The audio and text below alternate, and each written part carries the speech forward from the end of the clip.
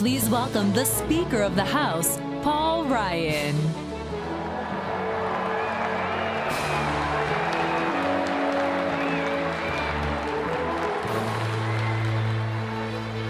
Hello, my fellow Republicans. I could not be more proud of our vice presidential nominee.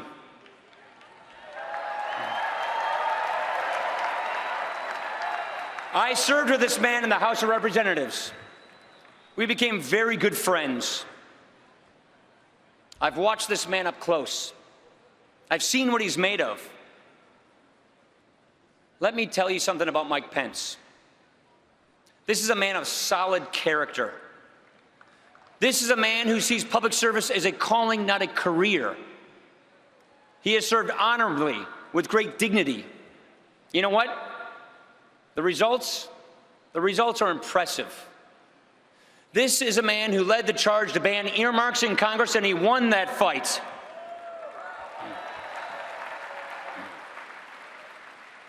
As governor of Indiana, he passed the largest income tax cut in state history. He balanced its state's budget. This man is a Reagan conservative through and through, pro-growth, pro-life, pro-strong defense. And most importantly, he is the father of 3 beautiful children, Michael, Charlotte, and Audrey. And he calls his wife, Karen, the best part of my life. My fellow Republicans, the man that you have nominated, he's a man of faith. He's a man of conviction. He's a man you can trust. He comes from the heart of the conservative movement and from the heart of America. And now we need to send him and Donald Trump straight to the White House.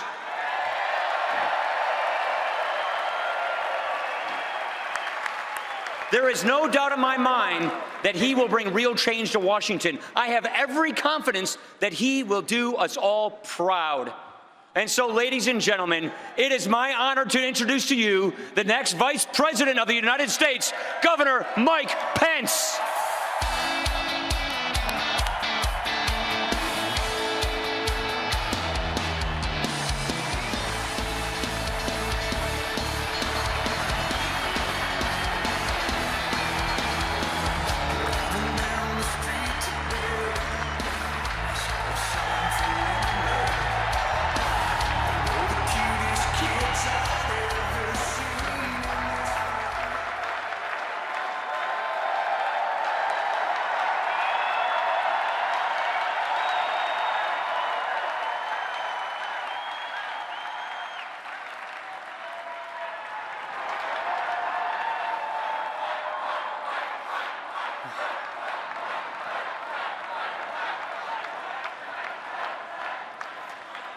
Mr. Chairman, delegates, friends, and my fellow Americans, thank you from the bottom of my heart. I am deeply humbled by your confidence, and on behalf of my family, here and gone, I accept your nomination to run and serve as Vice President of the United States of America.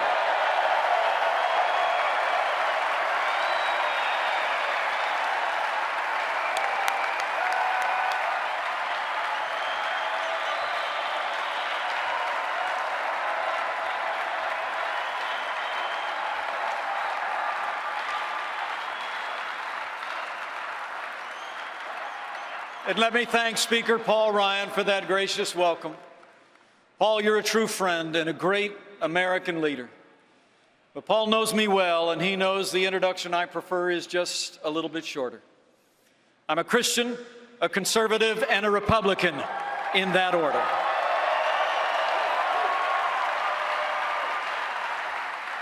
You know, I'm new to this campaign, and honestly, I never thought I'd be standing here. I thought I'd be spending this evening with all my friends from the great state of Indiana.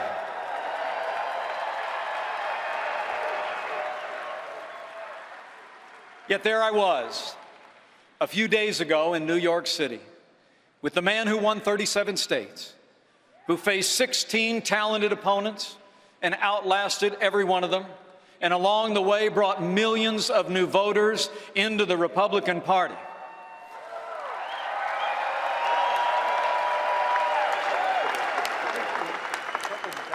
You know, he's a man known for a large personality, a colorful style, and lots of charisma. And so I guess he was just looking for some balance on the ticket.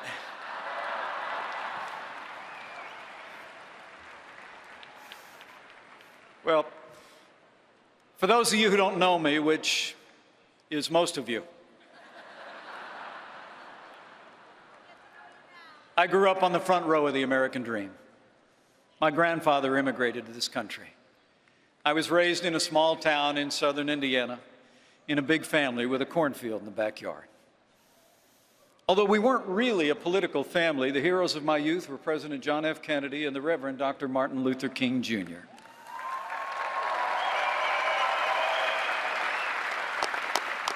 When I was young, I watched my mom and dad build everything that matters: a family, a business, and a good name. I was raised to believe in hard work, in faith, and family. My dad, Ed Pence, was a combat veteran in Korea.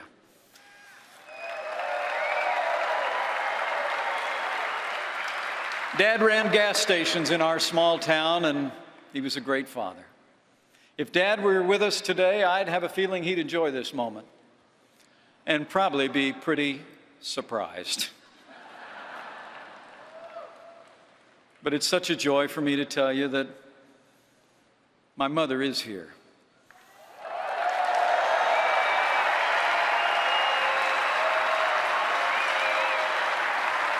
Would you join me in welcoming the light of my life, my mom, Nancy?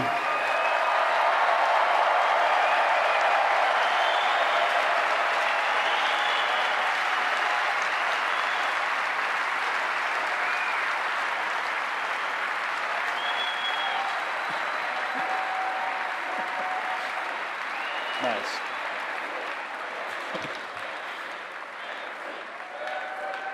You know, growing up, I actually started in politics in the other party until I heard the voice and the ideals of the 40th president, and I signed on for the Reagan Revolution.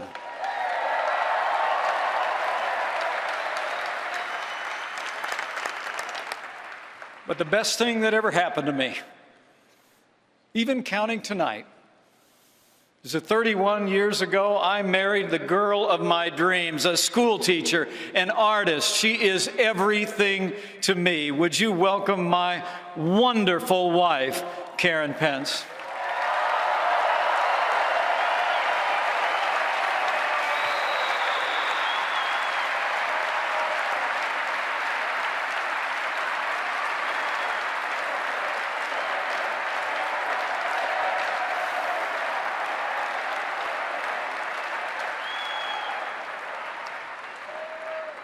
And regardless of any title I'll ever hold, the most important job I'll ever have is spelled D-A-D. Karen and I are blessed.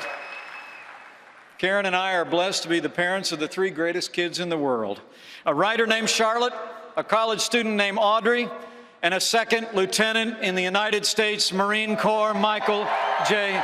Pence. I'm so proud of you guys.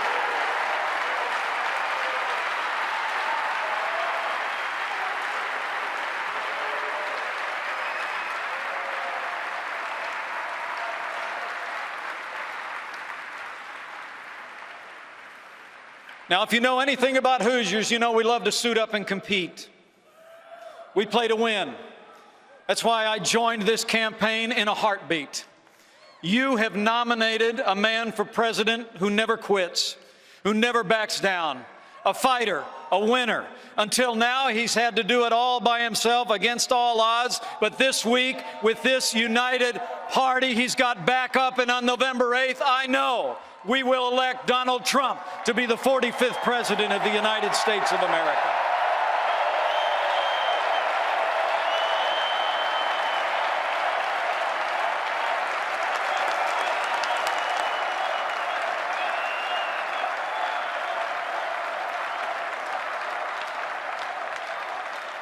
Now, we'll win because we're running on the issues facing this country and because we're leveling with the American people about the stakes and the choice. You know, the American people are tired of being told.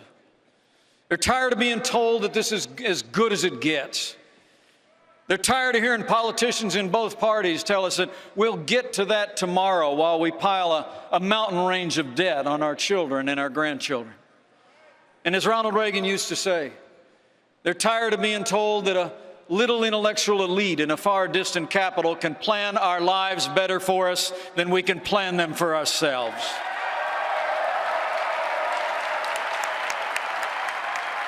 In the end, this election comes down to just 2 names on the ballot, so let's resolve here and now that Hillary Clinton will never become President of the United States of America.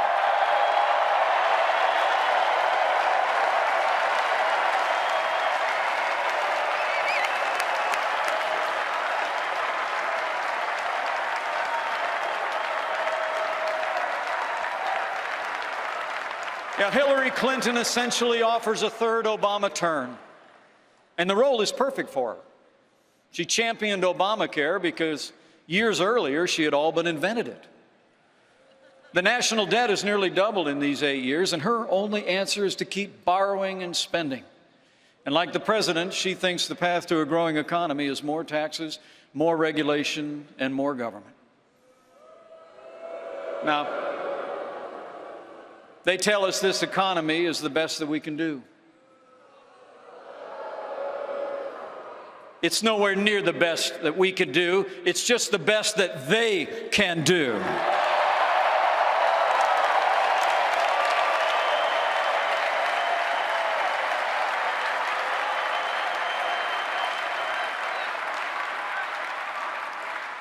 And let me tell you, I know firsthand it doesn't have to be like this.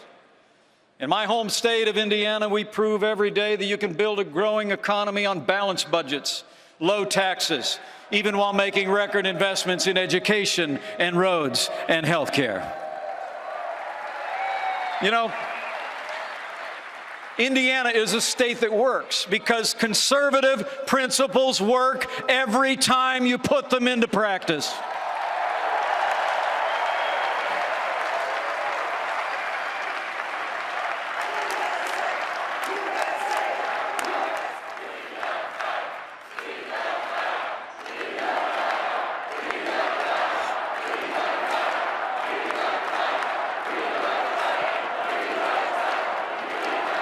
Now today, while the nation suffers under the weight of $19 trillion in a national debt, we in Indiana have a $2 billion surplus, the highest credit rating in the nation, even though we've cut taxes every year since I became governor 4 years ago.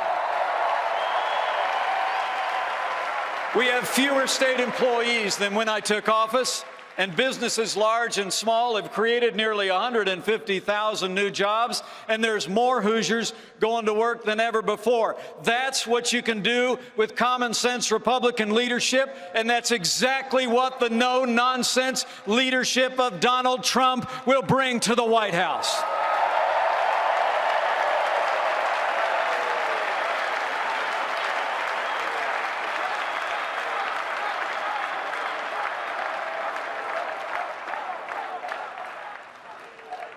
You know, Donald Trump gets it. He's the genuine article. He's a doer in a game usually reserved for talkers. And when Donald Trump does his talking, he doesn't tiptoe around the 1,000 new rules of political correctness. He's his own man, distinctly American.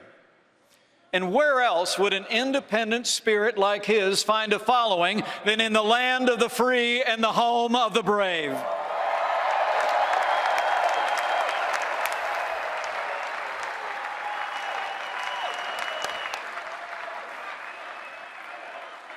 The funny thing is,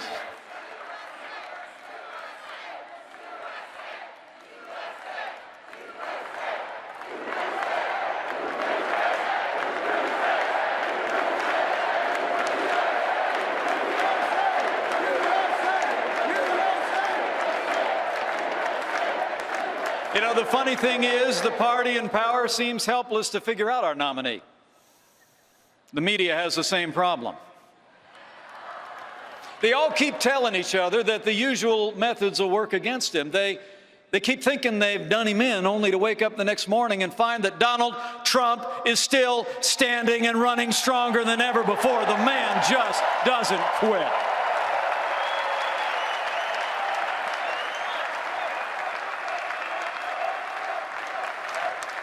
He's tough. He perseveres. He's gone about as far as you can go in business, but he's never turned his back on the working men and women who make this country grow.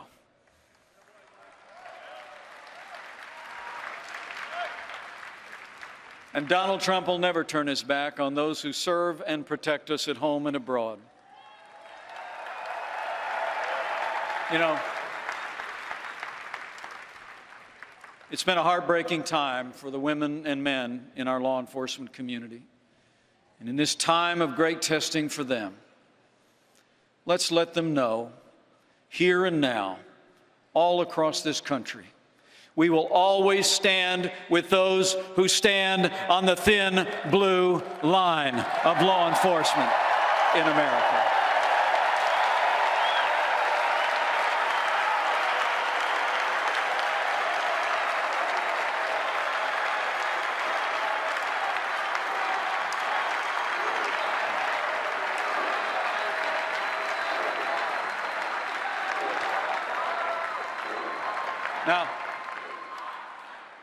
Now, while Donald Trump was taking my measure as a possible running mate, I did some observing myself. I've seen the way he deals with people who work for him at every level. And I've seen the way they feel about working for him. Now, I'll grant you he can be a little rough with politicians on the stage, and I'll bet we see that again.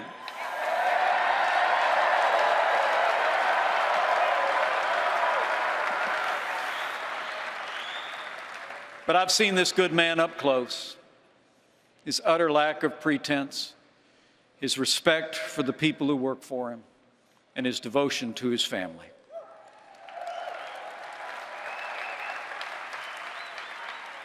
And if you still doubt what I'm saying, remember, as we say back home, you can't fake good kids. How about his amazing children?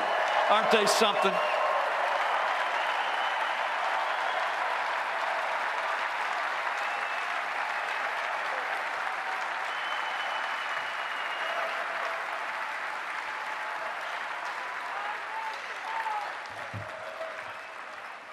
These are the true measures of our nominee, chosen by the voters as the right man for these times. This is the outsider, my running mate, who turned a long-shot campaign into a movement. Now, over in the other party, if the idea was to present the exact opposite of a political outsider, the exact opposite of an uncalculating truth teller, then on that score, you got to hand it to the Democratic establishment. They outdid themselves this time.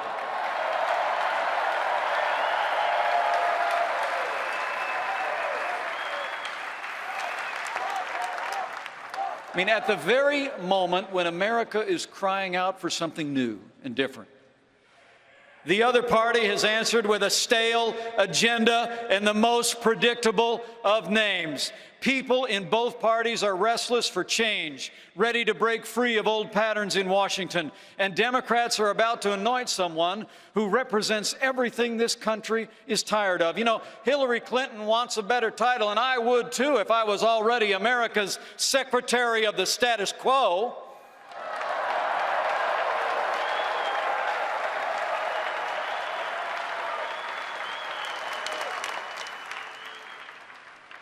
The choice couldn't be more clear. Americans can elect someone who literally personifies the failed establishment in Washington, D.C., or we can choose a leader who will fight every day to make America great again. It's change versus status quo. And my fellow Republicans, when Donald Trump becomes president of the United States of America, the change will be huge.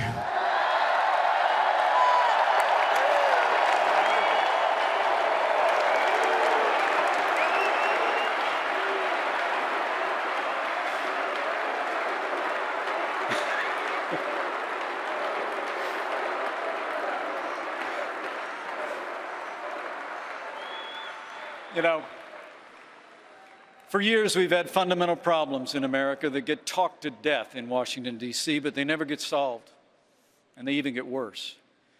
We've seen entire stretches of our country written off by bad economic policies in ways that are deeply unfair to American workers. We've seen relentless mandates from the executive branch. It seems like no aspect of our lives is too small for the present administration to supervise, and no provision of the Constitution is too large for them to ignore.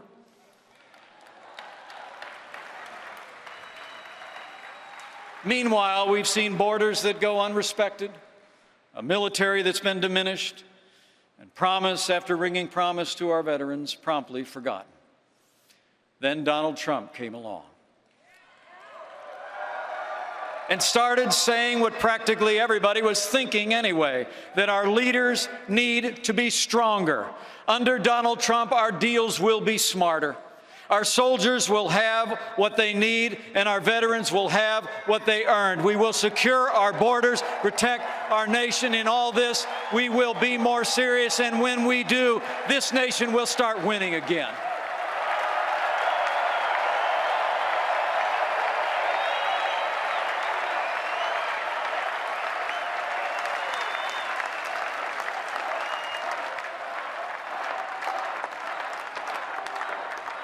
You know, that's the message that men and women in both parties have been longing to hear. But none of us should think for one second that this will be easy. The outcome of this election depends on us and how we contend with an incredible onslaught that's coming our way. You know, this won't be America's first glimpse of the Clinton machine in action, as Bernie Sanders can tell you. And this time around, she'll have the press doing half her work for her.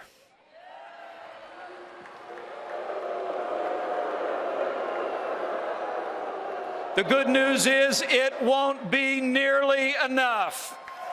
Not against a candidate who's captured the attention of the country the way Donald Trump has.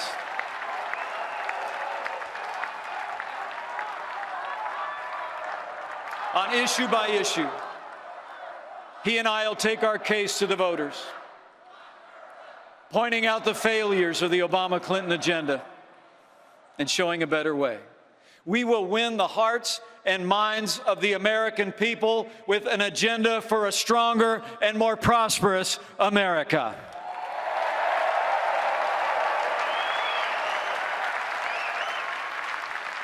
Now,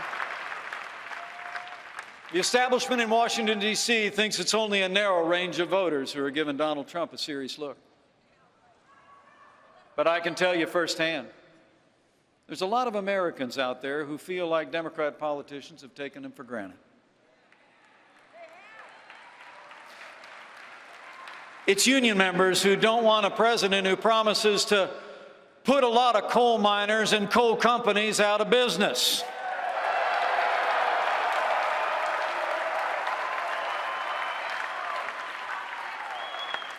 Those miners want an American energy policy, and they know that Donald Trump digs coal.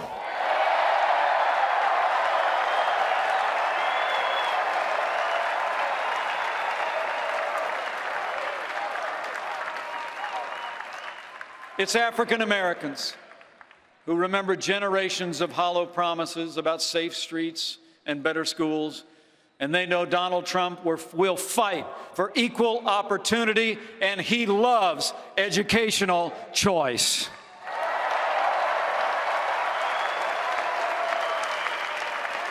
And it's Hispanic Americans who respect the law, want jobs and opportunities for their families, who know that Donald Trump will uphold the law and get this economy moving for every American.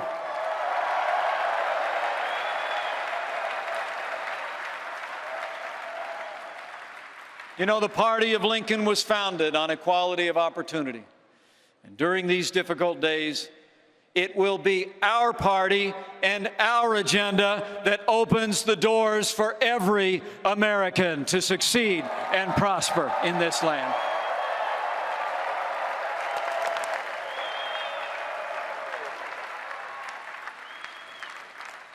You know, in so many ways, the Democratic Party has abandoned those it used to protect.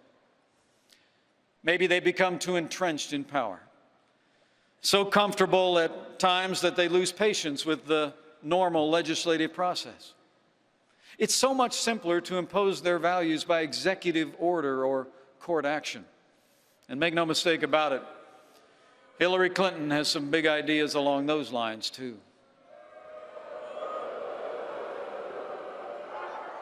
As this election approaches, every American should know that while we're filling the presidency for the next 4 years, this election will define the Supreme Court for the next 40. We all better think very carefully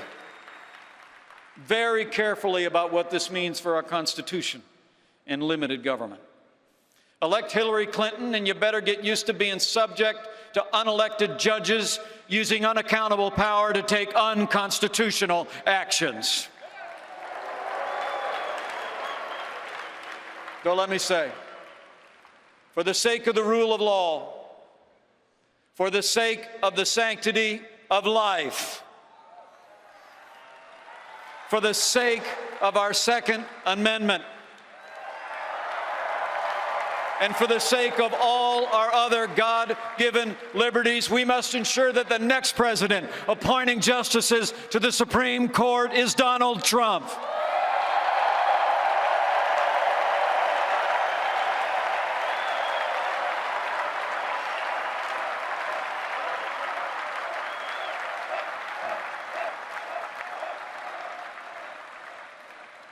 And Hillary Clinton's record on foreign affairs gets even worse.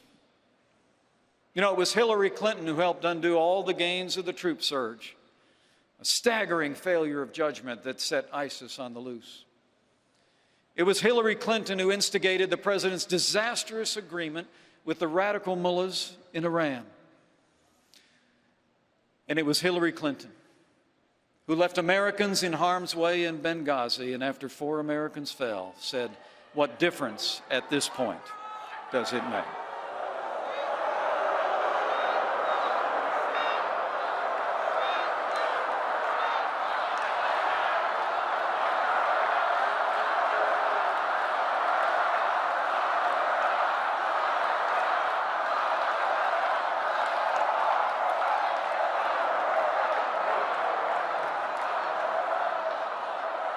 As the proud father of a United States Marine, let me say from my heart, anyone who said that, anyone who did that, should be disqualified from ever serving as Commander-in-Chief of the Armed Forces of the United States of America.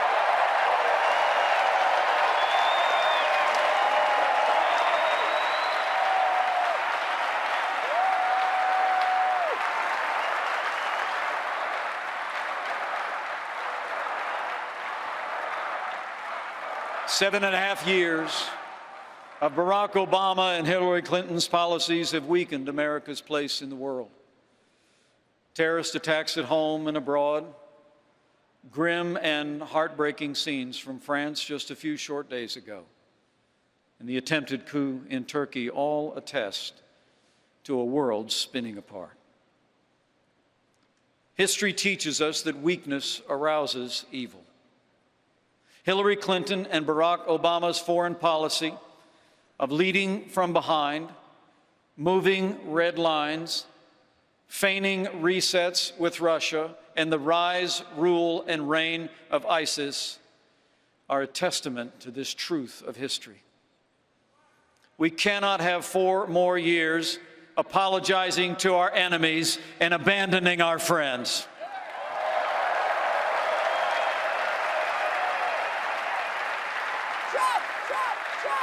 America needs to be strong for the world to be safe, and on the world stage, Donald Trump will lead from strength.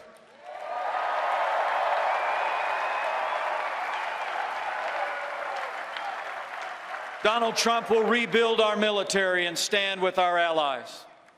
Donald Trump will confront radical Islamic terrorism at its source and destroy the enemies of our freedom.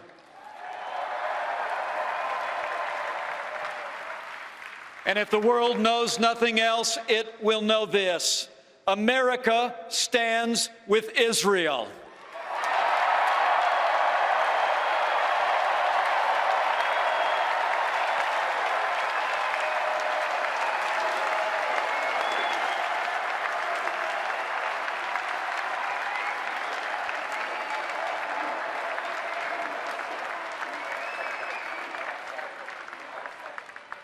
You know, if you looked at the calendar this morning, you might have noticed the presidency of Barack Obama ends exactly 6 months from today.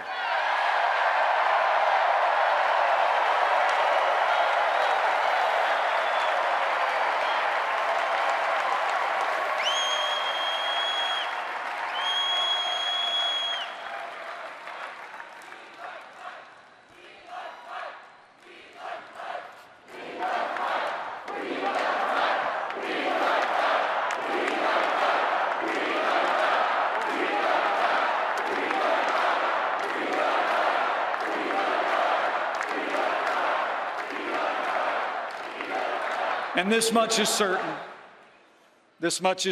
of the Obama years: they're not ending well. There seems to be so many things that divide us, so few great purposes that unite us as they once did. And it's at moments like this, moments when politics fail, that I believe we do well to remember that what unites us far exceeds anything that sets us apart in America.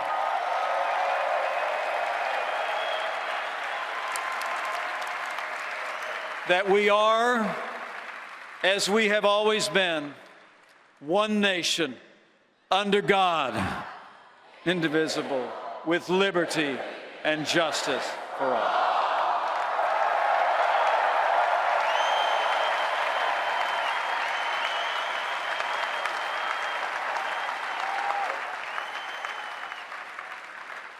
Should I have the awesome privilege to serve as your vice president, I promise to keep faith with that conviction, to pray daily for a wise and discerning heart for who is able to govern this great people of yours without it. My fellow Americans, I believe we have come to another rendezvous with destiny. And I have faith. Faith in the boundless capacity of the American people, and faith that God can still heal our land.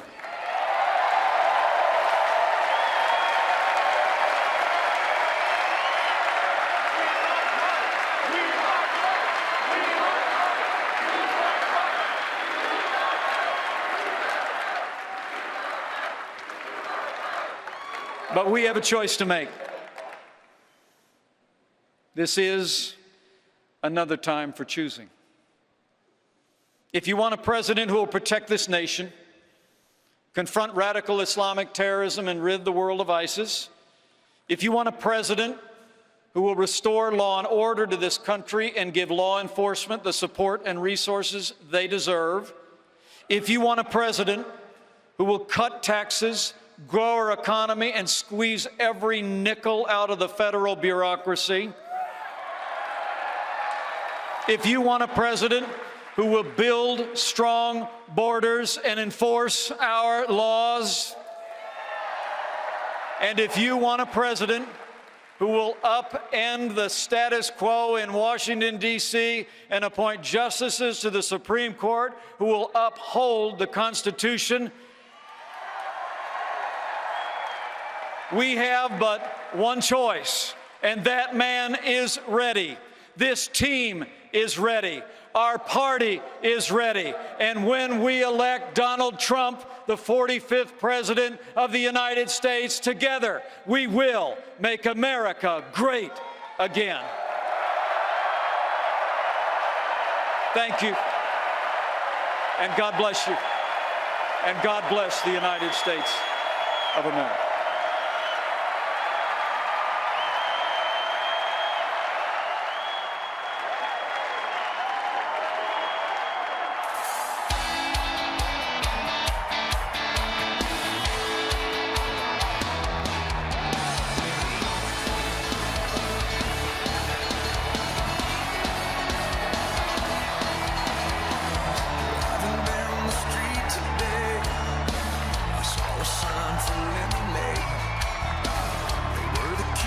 Kids I'd ever